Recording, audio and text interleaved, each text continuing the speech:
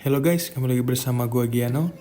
Di video kali ini gue pengen ngebahas mengenai kelanjutan dari video gue yang sebelumnya, yaitu tips dasar menggunakan iPad. Untuk part satunya bisa langsung dilihat di link di atas, so langsung aja kita ke videonya. Yang pertama, fitur File Manager. Fitur File Manager ini baru muncul pada iOS 13 atau iPad OS, di mana fitur yang baru ini sangat berguna di iPad. Jika kita buka file, di bagian bawah file ada recent untuk melihat folder yang baru saja kita buka, dan browse untuk melihat folder apa saja yang ada di file manager kita. Di bagian kiri layar menampilkan lokasi penyimpanan yang bisa disimpan secara offline maupun online, di mana pada offline dapat kita simpan di device dan secara online kita save pada iCloud atau sebagainya. Untuk menambahkan media penyimpanan, kita tap pada icon 3 titik, lalu edit, dan tinggal disesuaikan keinginan kalian. Untuk internal storage-nya atau storage offline-nya ada di lokasi on my iPad. Untuk membuka folder baru, di bagian file kita swipe ke bawah dan tap pada icon di atas kiri. Folder-foldernya dapat diurutkan berdasarkan nama, tanggal, ukuran file, dan sebagainya. Untuk file selection, tap select di bagian kanan atas, lalu bisa kita tap satu-satu filenya, atau kita slide untuk memblok file yang ingin kita pilih.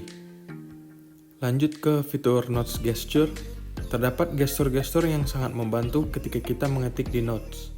Yang pertama, untuk memindahkan kursor bisa menggunakan dua cara, yaitu kursornya kita drag dan pindahkan ke lokasi yang diinginkan, atau yang kedua menggunakan dua jari. Kita slide pada keyboard sampai kursor berada di lokasi yang diinginkan, atau bisa juga kita slide di notes-nya.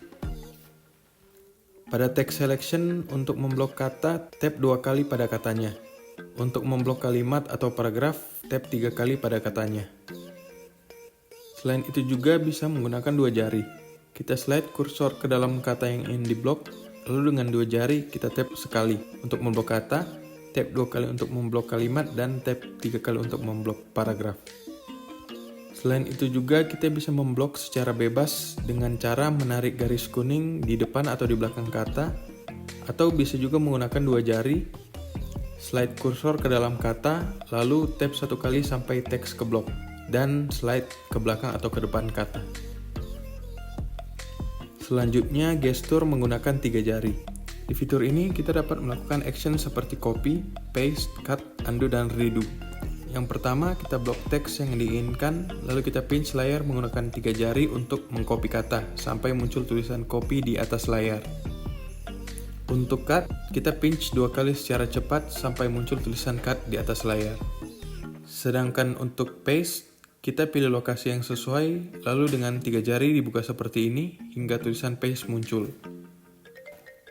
Untuk undo, swipe bagian kiri layar dengan 3 jari sampai muncul tulisan undo. Dan untuk redo, swipe bagian kanan layar sampai muncul tulisan redo.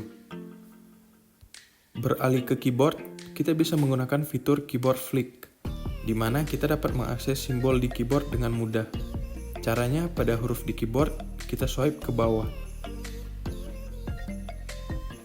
Fitur ini dapat diaktifkan di settings, general, keyboard, lalu enable key flicks. Keyboard di iPad juga dapat diminimize dengan cara pinch dengan 2 jari, dan bisa dipindahkan kemana-mana menggunakan 2 jari. Ini sangat membantu jika kalian ingin mengetik menggunakan satu tangan saja. Selain itu, di fitur ini kita dapat mengetik dengan cara slide. Contohnya seperti ini.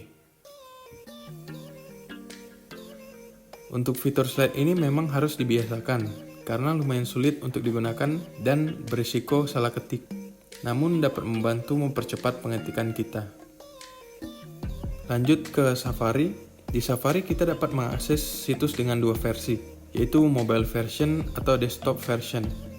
Caranya dengan tap logo AA di samping kiri link bar, lalu tap request mobile website atau request desktop website.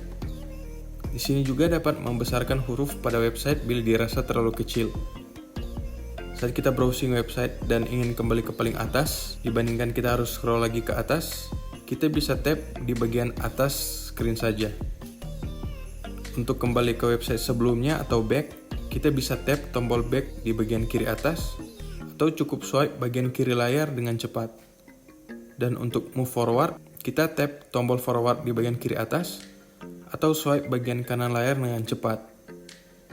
Pada Safari, kita dapat menampilkan preview dari link dengan cara kita tahan linknya sampai muncul preview linknya.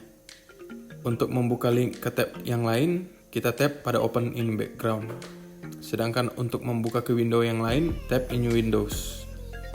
Untuk membuka tab switcher, tap logo kanan atas atau pinch layar dengan 2 jari. Saat kita kebingungan karena membuka banyak website di Safari sekaligus, kita bisa mengatur tabnya agar lebih rapi dengan Arrange tab. Caranya, tahan di tab manapun, lalu tap Arrange by Titles untuk mengurutkan sesuai abjad dari judul, atau Arrange by Website untuk mengurutkan sesuai nama websitenya. Kita juga bisa menutup semua tab dengan cara tahan logo di bagian kanan atas, lalu tap Close All Tabs. Atau jika kita hanya ingin meninggalkan satu website saja, caranya kita tahan pada tab yang ingin kita gunakan, lalu tap Close Other Tabs. Di Safari ini juga kita bisa mengaktifkan mode split view dengan cara kita drag tabnya ke bagian kanan atau kiri layar. Untuk melihat semua window yang terbuka di Safari, pada dock, tap pada logo aplikasi Safari. Untuk menutup Windows di app switchernya tinggal swipe ke atas saja. Atau jika kita ingin agar semua Windows bergabung menjadi satu saja, tahan logo bagian kanan atas, lalu tap Merge All Windows. Kita juga bisa mendownload file di Safari, lalu bisa kita atur penyimpanan downloadnya itu di mana, apakah di internal storage atau di iCloud melalui setting, Safari, download. Pada Safari ini kita bisa meminimize video yang kita tonton. Caranya, pilih video yang ingin diminimize, lalu tap full screen dan tap logo di samping tanda X di bagian kiri atas. Video ini dapat kita pindahkan di seluruh sisi layar. Untuk ukurannya ada minimalnya seperti ini dan maksimalnya juga seperti ini. Bisa juga kita hide ke kanan atau ke kiri layar dengan swipe ke kanan atau ke kiri dan suara dari videonya tetap berjalan. Untuk kembali ke videonya kita tap di video dan tap logo di samping kiri logo pause. Ini bisa digunakan jika kita ingin meminimize video di YouTube tanpa harus bayar YouTube Premium. Tetapi fitur ini hanya berlaku pada YouTube yang dibuka di Safari dan tidak berlaku pada aplikasi YouTube yang di-download di App Store.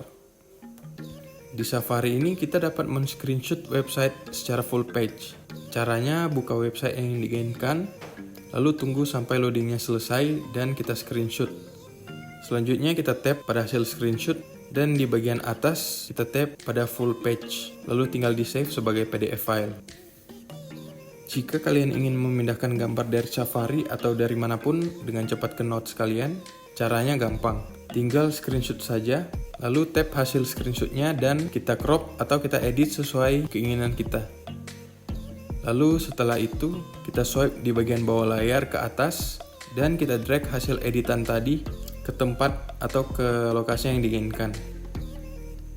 Kita juga dapat melakukan multiple screenshot. Caranya, kita screenshot layar dan sebelum hasil screenshotnya menghilang, kita screenshot lagi layar selanjutnya. Sampai beberapa screenshot, lalu kita buka hasil screenshotnya. Nah, hasil-hasil screenshotnya dapat kita edit berbarengan. Oke guys, sekian video gue kali ini. Jangan lupa like jika kalian suka. Jika kalian ada kritik ataupun masukan, jangan lupa tinggalkan di kolom komentar. Dan jangan lupa subscribe ke channel Giano Gear.